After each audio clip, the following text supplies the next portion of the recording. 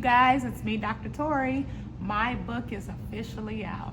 And yes, it is time to talk about ACEs. You guys can find the books everywhere. However, I would encourage you guys to go to my website, VicTORIEus.com, and place your order today. Yes, it's time to talk about ACEs. Let's go, y'all. Hey, you guys, it's me, Dr. VicTORIEus. I'm actually not in the studio, as you see. I am out here not just promoting my book, not just working for the VicTORIEus Foundation, but doing a lot in our community in regards to understanding ACEs. And so what's us being out here, that doesn't stop what we are doing. We have a podcast today. I think for me, this young lady is not just a transformational coach. She's a child of God. She's a mentor. She does so much to address mental health. I think the world needs to know who she is. Her story is amazing. I've had the pleasure of just not following her, but just interacting and things. And I think you guys really would love her story. Phenomenally, she is really, truly phenomenal. Phenomenally, where are you? Hi. Thank you so much for having me. No, this is my pleasure. I think the world needs to know you, not just your story, but how you transformed into a wonderful person that has inspired so many people. And I think what we need to do is come together. I'm here to meet anybody that's willing to share their story and let people know not just about their story, but what they're doing because of them understanding their story. And that's the reason why we're here. I'm looking forward to this conversation. Me too. So, Trace 4. A 6. And there's nothing wrong with that. I think people need to know, because I've been having a lot of people lately say, oh, or frown or do something different about their ACEs score. It's just a score. We didn't do that when we took the STAR test or the ITBS test. Am I right? Right. You gotta see it. Ain't nothing wrong with that. So tell us a little bit about that 6, if that's okay. Okay. I know that some of the things that I scored on was emotional neglect, physical neglect, witnessing domestic violence, poverty, my parents' separation and divorce. And I forgot what was one of the last ones, but those were like the main things that really affected my ACEs score and have affected me in adulthood. And until I really knew about ACEs, I didn't realize how they were connected to why I'm experiencing life the way that I do. And that's why we're here. Right. What people don't understand and know how much of an impact that it has. You know what I mean? Literally. When did you discover ACEs? So I discovered ACEs after therapy. So I finally had gotten to therapy, and you know, therapy is like a taboo in the Black community specifically sometimes. And you would be surprised. I had posted something like this the other day, how many people in my generation, how many millennials look at it the same way, because it's the generational curse of not getting help. It's a generational curse of ignoring the things that you've been through. And so and not even knowing about it to begin with.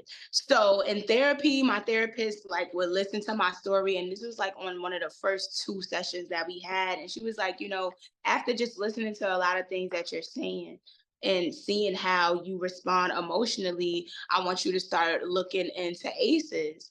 And so when I did, I was like, oh, okay, I see what's going on here. Let me tell you, whoever your therapist is amazing, because people are not even therapists don't know about ACEs.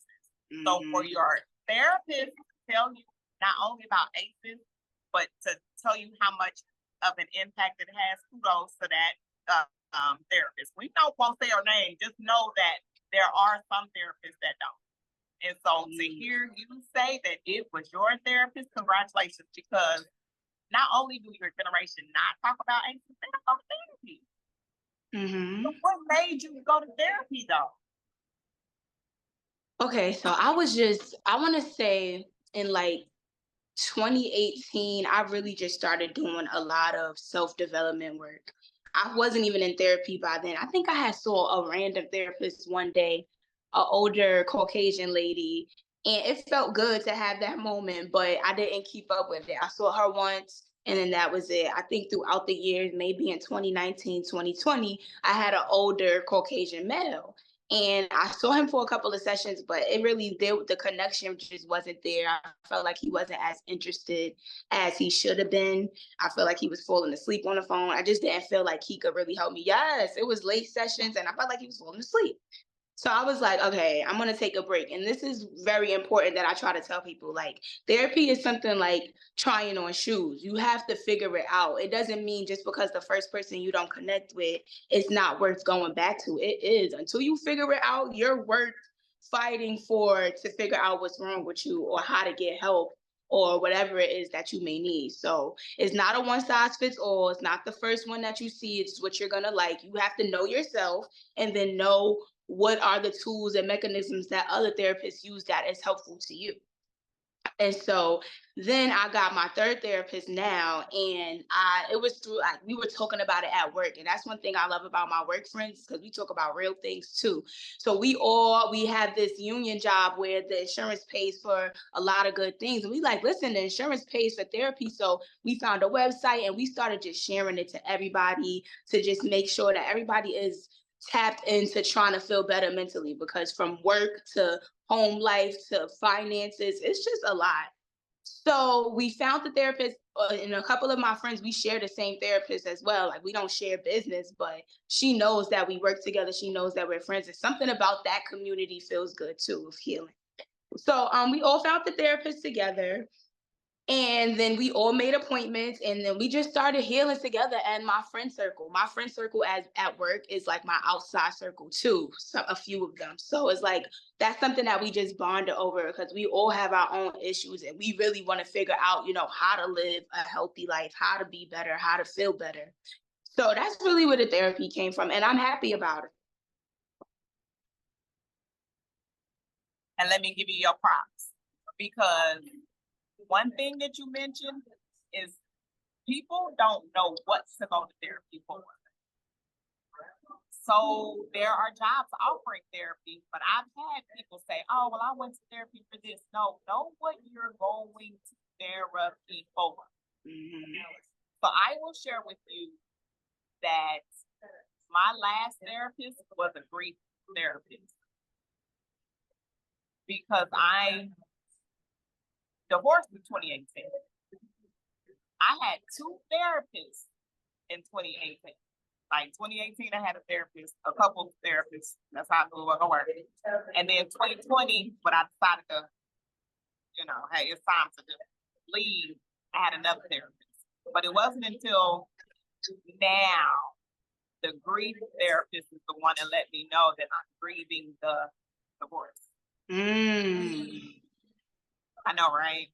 Yeah. And I think that's also something we need to address in the community because we think Black people, let's be clear, that therapy is going to solve the problem. You got to know what you're going to therapy for. That's the reason why it's important to understand ACEs and the ACEs score because it kind of identifies those targeted areas. So if you all did not pay attention, phenomenally, because that's what I'm gonna call her. She's very phenomenal. It's ACEs, but let's be clear. I won't put her. It's phenomenal. She said the targeted areas. So she knows ACEs. She knows where she talked about household function. She talked about the neglect. She talked about that. Those, you guys, when you're looking for a therapist, these are the things that you need to be specific about. If you're not specific about those things, then they're going to give you general therapy. Mm-hmm. And that's what people don't know. So that's why we're here. So we can let you all know therapy works. You just got to know what type of therapy. Something she also mentioned is that she did this with her friends. Congratulations. Keep you a circle around you that's going to support you. Because if you don't have that, then oh well. But congratulations to you. Thank you. Now, what have you seen a difference since therapy? I would say that I definitely have seen a difference, mixed with my own work that I have done within myself of understanding emotional intelligence. Becoming a life coach really helped me as well, just with what I needed to know, my own tools of how to deal with people, understanding the world, relationship management, self-awareness, social awareness. So when I did the work of emotional intelligence, that was way before the therapy. So then when you mix them together, then it's like, okay, I see that I know how to manage difficulty a lot better. I know how to regulate my emotions a lot better, where I'm not having outbursts and out of control because you don't know what's happening to you. You don't know where to put your feelings. So I definitely believe, and I'm also a person that believes that therapy is like, you decide how often you need it. Sometimes you're going through something that you might need to see a therapist every week to keep you on track and keep your head straight. And then you might feel like you're at a better place and you might need monthly check-ins, every 3-month check-ins. So it changes for me depending on how I'm feeling. Sometimes I feel like I don't even need a therapist. I feel like they getting ready to tell me something that I know that I can figure out within myself. And that only comes from the fact that I've had therapy, because a lot of people think that they can figure things out themselves when you have absolutely no tools to do that. So there's a difference there. When you start having tools, you can self-soothe, you can get yourself back to a place where you're not dependent on a therapist to help you feel better about life. So I wanted to just make that clear too. And I'm glad, because you are a transformation. And for those who don't know about transformational coaching, tell us more about that. So transformational coaching, for me specifically, it's a way to help people really focus on leadership and character development. A lot of people are struggling with trying to find purpose. A lot of people need help with reframing fear in their lives and, trying to get themselves on a path from being a person that thinks about the things that they want to do and letting it haunt them to actually becoming a doer. And also about accountability, because for me and my client base, I like to keep it focused on not being a victim of our circumstances, but trying to find solutions. So when you come to me, it's for you to say why you're here, and then what is it? What path are we trying to be on? Because I'm not here to tell anybody who they want to be. I know what I want for myself. I want to live a peaceful life. I want to be happy. And everybody says that, but it's like, what does that mean to you? What does being happy mean to you? Are you pouring into yourself? Are you responding better to situations? Are you always in some drama? And then when we have these conversations, I get to talk to my clients to see, are they the problem? Because sometimes it is us, and it's our adverse childhood experiences that are unaddressed. And now we're adults. And you don't realize that the things you've been through in the past is why you act like this now. And your life is only going to go downhill because of it. That's what I really want people to understand, because although we've been through these things that was not our fault, it's our responsibility to clean up now. And it's hard, it's tiring, it's exhausting. And some people just don't feel like it. And sometimes I don't feel like it. Today was one of those days for me. Like, physically, I came from the doctor and I'm like, my adverse childhood experiences show up in my adulthood in more ways than one, and I don't like it. But guess what you said? You had a good, I'm gonna find it, trust me. Your unresolved trauma isn't your fault. However, it's your responsibility to understand it and do something about it. It's what I say. Y'all heard her say it. I'm gonna be totally honest with you, because she said it. So what do you encourage to your generation? Because it's your generation that is going to hurt when they get to my generation because of the things that we didn't know. Your generation has a chance to save themselves. So what do you suggest? What do we need to do? My suggestion is for everybody to, number one, social media is like a cause of why people can't focus on themselves, because they so focused on everybody else. So it's like, I think that's a number one thing, like get off of it. When I feel myself getting away from who I am, I have to put my phone down, because you don't realize how much those influences, just scrolling on your phone affect your mental health, affect the way you feel about yourself, affect your life. So I think that's the first thing.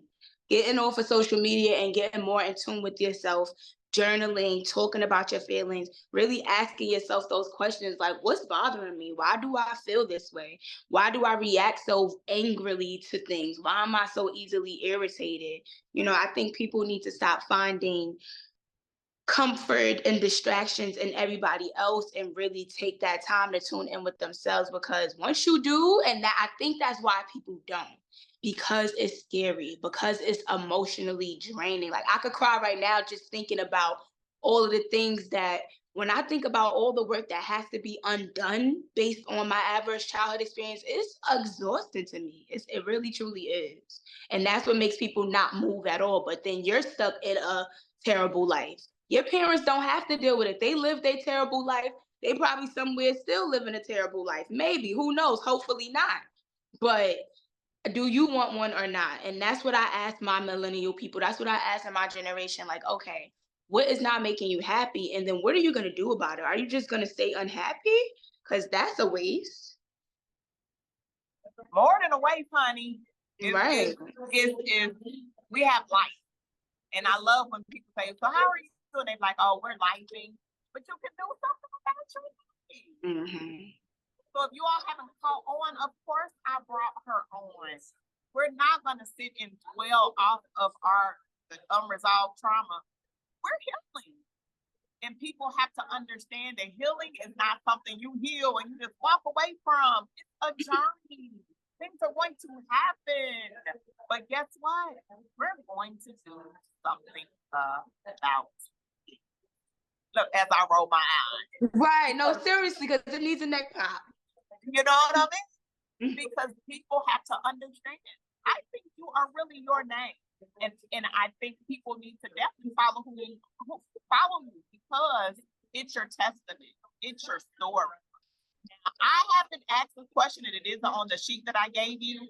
What do your friends say? Do your friends see your transformation? Yeah, so many people. I mean, even down to my management at work, because I work in a hospital, Mount Sinai Hospital, and it's like even my management. I've been working there for 10 years, so I started there when I was 20, and now I'm 30. And the way that I used to respond to difficulty then, and the way that I respond now, two totally different things. And I think it's something for me to be proud of. I think my friends use me as their rock. And they said this the other day, which is a big responsibility sometimes, because sometimes I need a rock. But everybody that I know just goes to me as the person for, advice, for like some solid accountability, because I'm not a yes woman. I'm like, you did bad on that, or this is what we could do better on, or, so I feel a lot of support from my friends. And that's one thing that, I think helps keep me going, because sometimes I don't feel as confident in myself as other people are confident in my ability to do certain things. So they help me stay grounded. Like, no, you really are that great. And, you have changed a lot, and you still are. I'm still a work in progress. I'm still, getting through these things, because it's a lot to unpack. What about your family? So I know that I think people also have to understand, back in when ACEs was discovered, it was a lot of household issues. Well, now, they've changed everything, and they've included things like bullying and racism and community violence. And we haven't addressed your household. Are you still in contact with your parents? Do you have siblings? Like, tell us a little bit more about your household. Okay, so my household, I come from a very dysfunctional family on both sides, from my mother's side of the family to my father's side of the family. And right now, I'm in a place where I'm on a kind of no contact with a lot of people, because I'm just trying to protect myself. And you feel bad for that. But especially in the season that I'm in, of just uncovering so many things about my identity, uncovering so many things about where I've been neglected. I didn't even realize where my health has been neglected. Medically, I have been neglected. I haven't even been wearing the right shoes for over 30 years. I went to the doctor today. I got scoliosis. And it's like, you don't realize how your parents have failed on certain things. And now it's for me to clean up. So it's like right now I just need my space. I need my space to think. I need my space to reparent myself. I need my space to, process everything that I have been through and how it's catching up in my adult life where I'm like, wait, none of this stuff was even my fault. Hold on. Processing some resentment that I have of wishing that they had better knowledge and better education and put me in a better position to, succeed. And now I'm climbing out the dirt trying to do it for myself. And it's hard sometimes. It's not always positive. It's not always fun.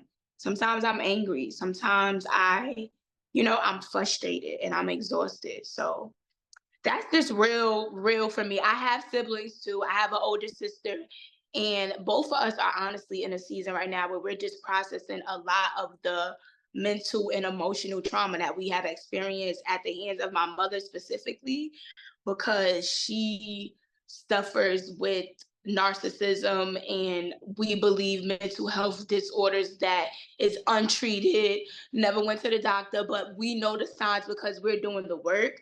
And it is like, it's peeling back like an onion that is like a lot to handle, but I want to because I know that it comes with my healing. It comes with me better, being able to show up better for myself, being able to nurture my inner child and all the things that I missed that my mother couldn't give me, giving it to myself, that my father couldn't give me due to divorce and how it affected him, giving it back to myself and really just going through that stage of reparenting and trying to nurture myself back to health. That's where I am really. So my contact is as limited. And I have a little brother as well. I'm getting ready to go see him. I try to stay connected to my siblings, but my parents right now, I just need a break because I'm overwhelmed with life. Girl, me too. Yeah. And I'm telling you, we got so much in common. I love your word. You are protecting your boundaries. Yeah. And I think it's the family members that say, oh, well, you're not talking to your parents. Why not? Those are the ones that need to understand ACEs. Because you putting up those protective boundaries protects you. Mm-hmm. It also protects your inner child. Because that's what people don't understand and know. As soon as that trigger happens, then we go back. And our inner child knocks on the door and say, here we are. So kudos to you. And do not let any of your family members, don't let anybody rush you to going back to not protect your boundaries. Congratulations. Mm-hmm. Yeah, I read something like that. Like, we're taught sometimes as Black people not to protect ourselves, to protect our parents, to protect our families, to protect our households. And in that time, you just grow up abandoning yourself. Like, not only did you have abandonment in childhood, adverse childhood experiences, but now the abandonment done got so deep where you're not even checking in with yourself and you doing everything for everybody else except for what you need to do to heal yourself back to wholeness. And so that's what I choose not to do anymore. And that comes with just not caring about what anybody thinks, because nobody experienced what I experienced. Nobody has to live in my mind besides me. So, and your story is your story. Your parents' story isn't your story. Your sibling's story isn't your story. But kudos to you for using your story. Your story is going to be the example for others to follow, because our community is not doing this. Yeah. We're not having this conversation. And that's the reason why it's a book. I tell my story all the time, but then again, I don't. Because until people understand generational trauma, it's hard to share. We can sit down all day and trauma bond with people and say, you know what, this happened, this happened, this happened, this happened. But if you don't know, you're going to continue to put yourself in situations where your health is impacted, your relationship is impacted, you are impacted, things of that nature. So we have to have these conversations. Yes. I'm addicted. I'm the type of person that's addicted because before we start talking about celebrity drama and gossip, I want to talk about, are you on the healing path? Because we have been jacked up by our parents. And as hard as they have tried their best, I promise you, I give my parents the credit. I have empathy and compassion for the tools that they lacked so that they didn't do what they needed to do for me. But that does not take away from how it has affected me as a person. And I will not take that on as myself that I'm lacking something, because that's what we grow up and think. Oh, I didn't have this, I didn't have that. You grow up with shame, you grow up with guilt, you grow up with feeling of unworthiness, a lack of value, experiencing domestic violence, poverty, all of those things. So now when you're growing up as an adult, you're thinking all these things are on you. You're a failure. You don't have nothing in life. No, we have to recognize where this stuff stems from. That's not my fault. I'm not taking it on as baggage.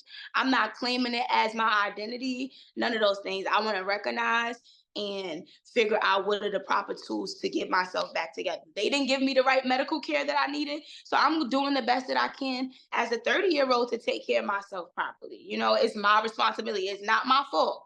And I have grace for that, because sometimes it is upsetting. I want to put all the blame on myself. Oh my God, you should have did this. If I didn't know, how can I do for myself things that I don't know? I can't. Preach. Yeah. No, for real. Because I'm saying my generation, because my generation is the one that's going through it health-wise, including myself. Your generation still has a chance. But what's interesting is, I'm glad that you shared. You found out about your scoliosis at 30. What if you would have been able to find out about that when you were younger?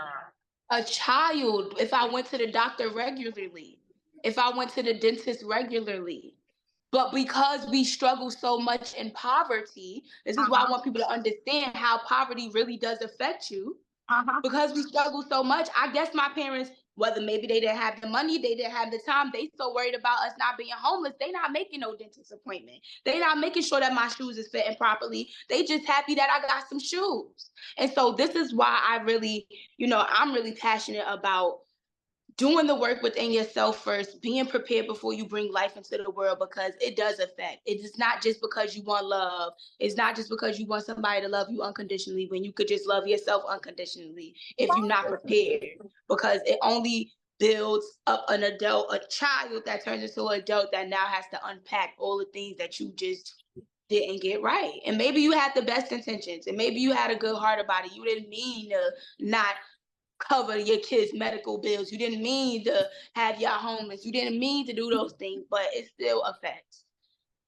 So I'm in a space where I'm cleaning it up now. It is difficult, but it does build resentment. And that's something that I could be honest about. Sometimes I get so angry. I was working at my job for over 10 years, and I didn't even have the financial education to start saving for my retirement. Somebody else, thank God, I run into people who do care about me, who do see me, who do love me, and inform me about things like, make sure you're doing this and make sure you're doing that I should have gotten from my parents, and I did not.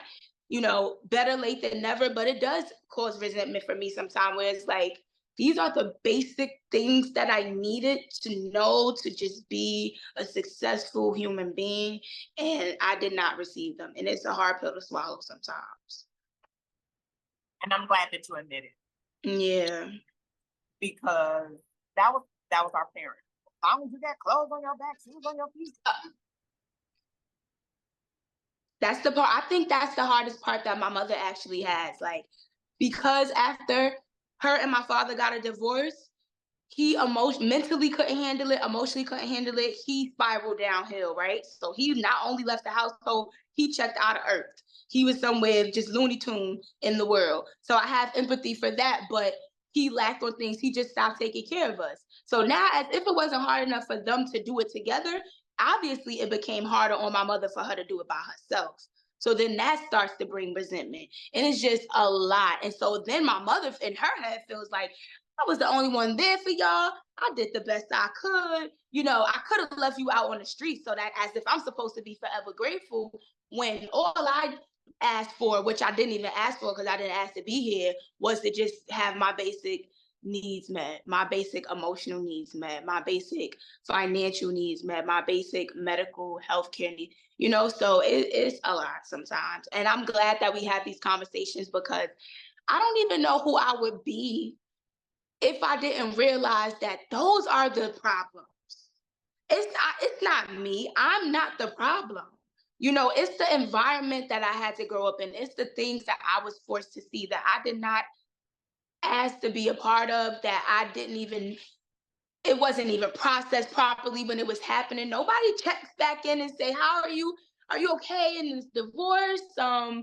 You just saw all this domestic violence going on. Are you okay? My mother didn't get us no therapy. These are things I'm doing as a child, and it already settled in. That's another thing people don't realize. These things happened when I was 7, when I was 10, when I was 3.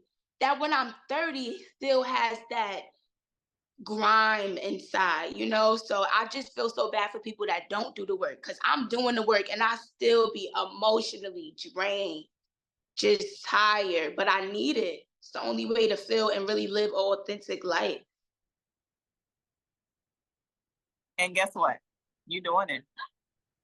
Because somebody, like you said earlier, you're doing the work and your friends see you doing the work and your coworkers see you doing the work and your family see you doing the work too. They just don't want to admit that that's what's going on. But that's what we do as cycle breakers.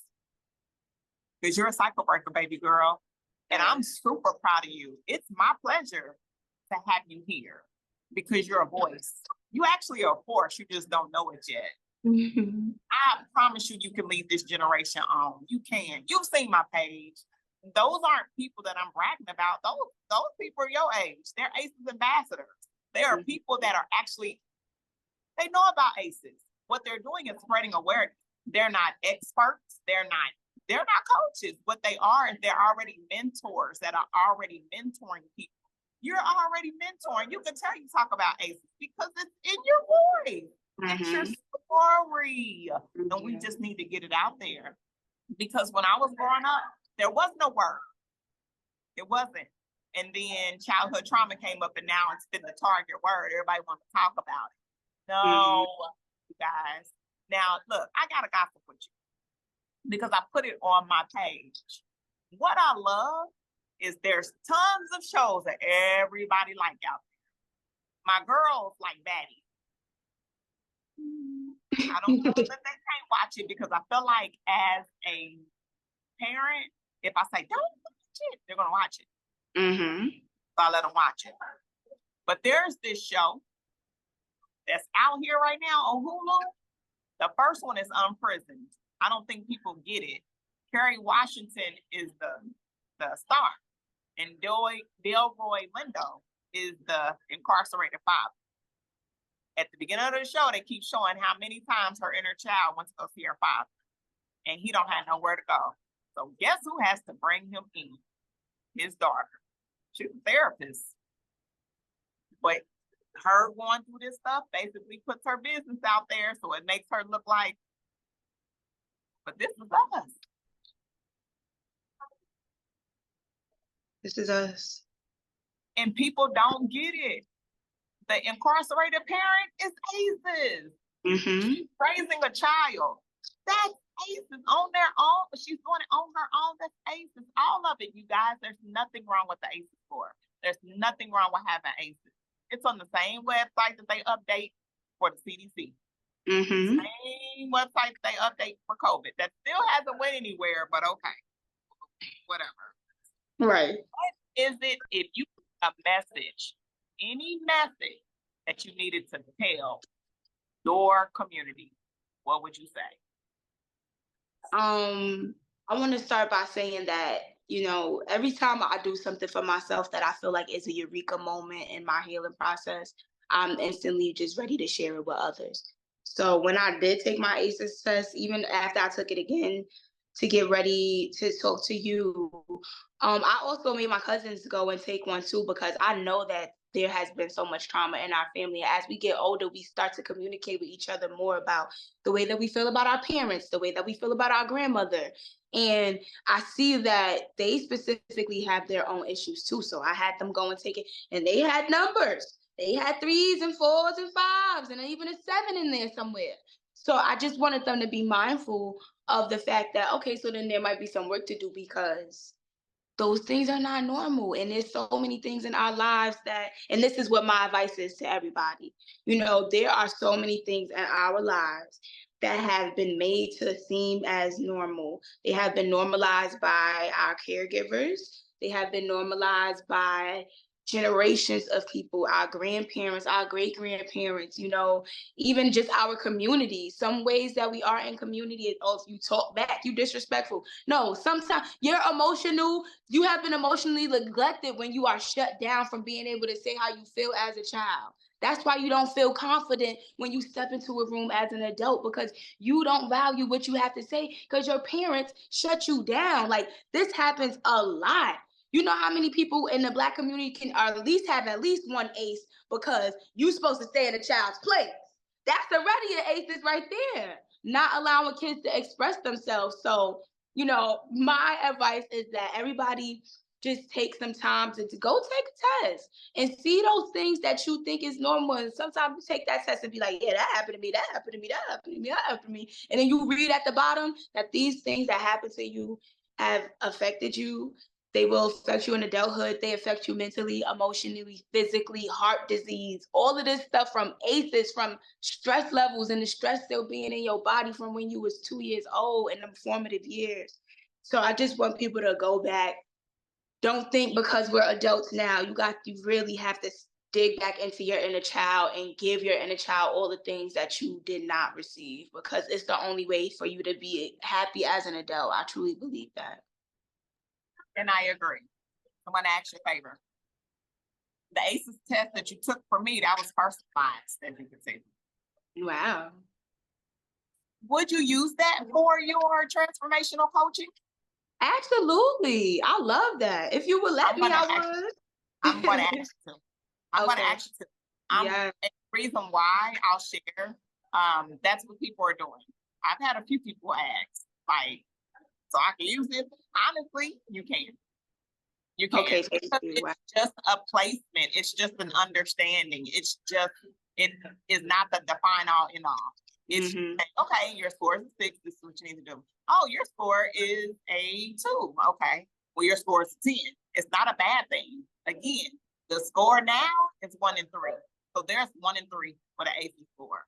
It's 1 and 6 with a score of 4 or more. So if you think about it, either way, we all have ACEs. Right. It's not like it's something that makes you different than somebody else. It's like, actually makes us the same. And exactly. And we are the same. We're 2 different generations trying to defeat a purpose. We're and ACEs and understand and heal our childhood trauma. And I think you're amazing. I think you're amazing. No, we're going to do more work together because guess what? We're a force. You're phenomenal and I am victorious. And yes. Honey. So let the world know where they can find you.